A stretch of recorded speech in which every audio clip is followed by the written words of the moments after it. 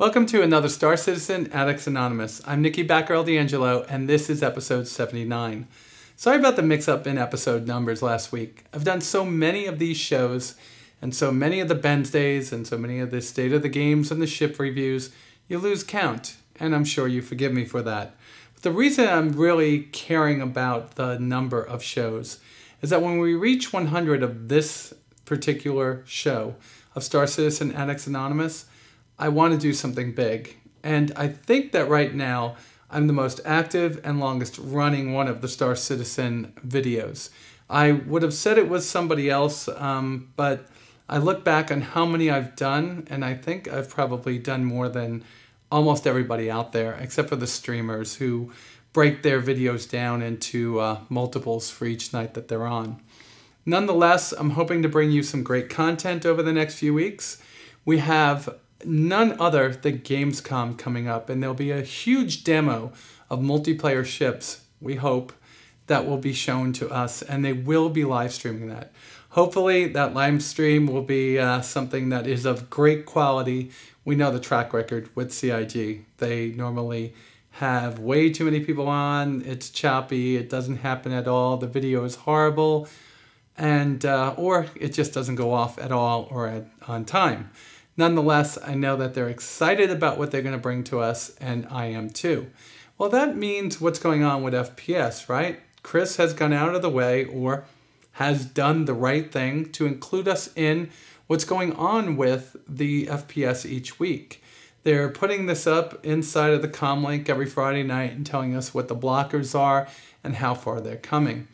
Now, they're hoping internally without telling us this, I found this out by talking to some of my contacts on the inside, to have PTU started for at least the early backers by the time Gamescom goes off. I would say you could cross your fingers, eyes, toes, nose, whatever it is that you want to cross. That will be a very hard, that's going to be a very hard timeline for them. There's a lot of things that need to happen before then. I'd rather it come out great than come out not so great. But then I take a step back and I think maybe incorporating more testers into it at this point will actually bring more blockers so they can get everything fixed. So when it finally comes to us, we don't have the fiasco of 1.0 or 1.1 all over again. With that said, we had version 1.1.5 of Star Citizen. Yes, it's Star Citizen, not Arena Commander, as they start to take the building blocks of the game and put it all together.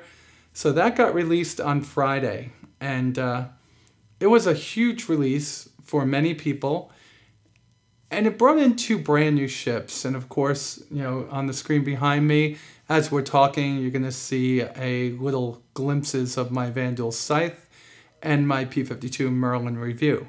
So we brought those in, but we also updated flight models. And in my opportunity to be inside of version 1.1.5 and find all the little bugs that are in there, because you know what? That's what our job is. It's to find bugs. Like the buggy's broken again, falling through the elevator on the Constellation and PTU fixed inside of the live version of the patch. And all sorts of wonderful bugs like your head not really being attached to your body when you sit in the front seat of the Retaliator. Nonetheless, there were a lot of great pieces of this. And one of the biggest things that I could say that this does for you is it enables you to be with a lot more of your friends inside of the different modes of Arena Commander, making it a much more fun experience. This past Sunday, myself and the rest of the enablers were able to take our ships into free flight, 12 of us this time, and have just a rip-roaring time. And of course, we couldn't actually go in multiplayer, in other words, in a team, but we had 6 and 6 or 6, 5 and 2, whatever it was, inside of the game at once in different instances. But we did have a great time. And we had some fun with both my scythe, which is a rec purchased scythe, and with a scythe by one of the other members of the enablers who actually bought it very early on in the crowdfunding campaign when it was offered. So the scythe is out, it's fun, it's wonderful, it gives us something to do. something to play with, and so is the P52 Merlin. So I'm going to leave those two things for you to look at and watch over here. Go to those videos. I don't want to take up too much. I'm trying to condense the week down into this game, into this video. So we also had some updates over the last couple of weeks as to what's happening with ship components. Now, if you're a subscriber, there's a lot of the things that Ben has talked to us about and Chris has talked to us about inside of 10 for the Chairman and Ben inside of Bensday with me about how components are changing.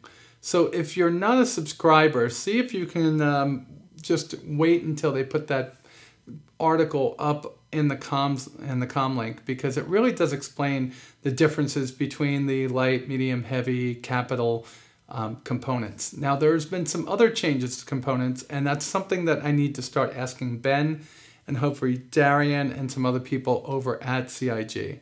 And that's that they're starting to bring elements or components into a different light. So they're looking at things like power plants.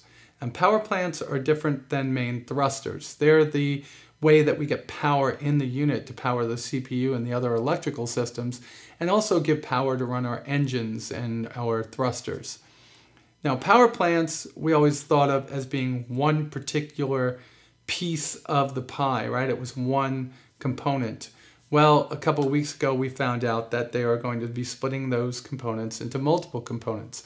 So you might have multiple coolers and multiple power plants and multiple CPUs throughout the ship. And that's something that I find intriguing, but also find, well, if you're doing that and you were planning on building the ships for these one component here, now you're telling us that there's going to be multiples. How has that changed the ship pipeline?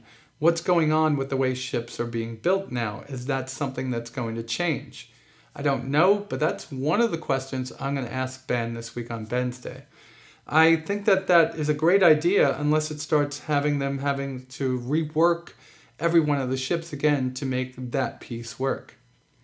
All right, there's been a little bit of, not an uproar, but conversation about the new Herald. The Herald, of course, is an information runner. It's a communication ship.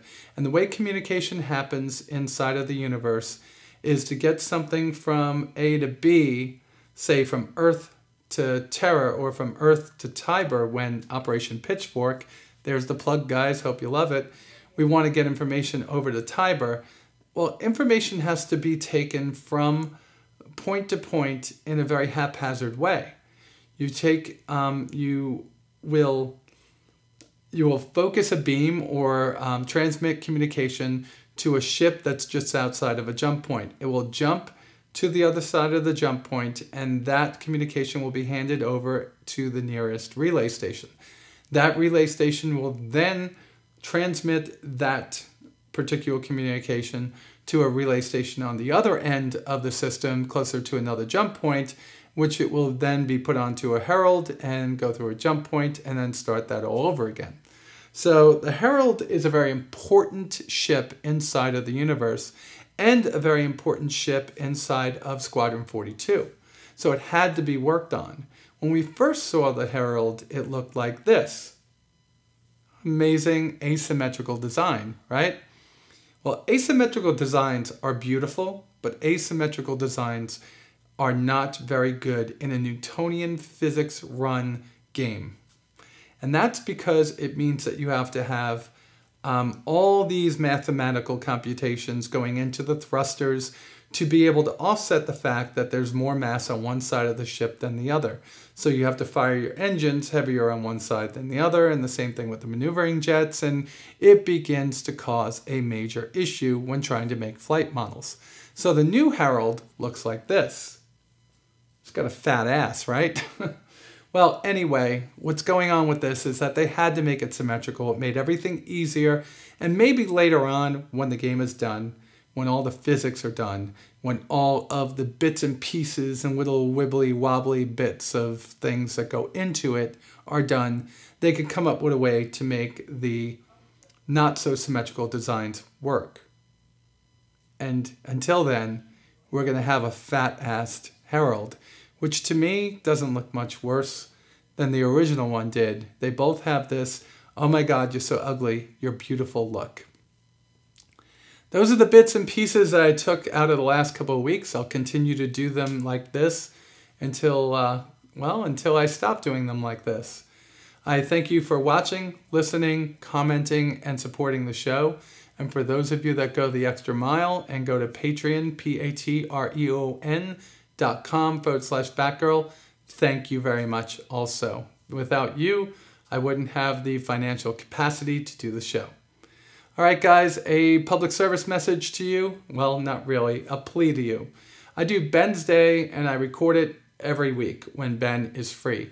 That means I need questions for him. Now, there is 10 for the chairman, and those are questions that subscribers get to ask. Bensday is your questions, and they're not just questions about the game itself in Chris's eyes. They could be hard questions that Chris might not want to answer. Give them to me. I'll get Ben to answer the ones that he can, and it's been a fun show. We've made it through almost 30 episodes, and it just keeps getting better. So keep your questions coming in. I ask you to send them to starcitizenaa@gmail.com with Bensday in the subject field.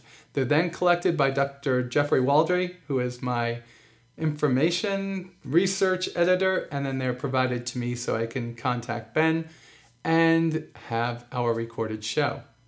Thanks for support on that show too, by the way. It is one of my more successful shows, and it seems to be the ones I get the best comments about.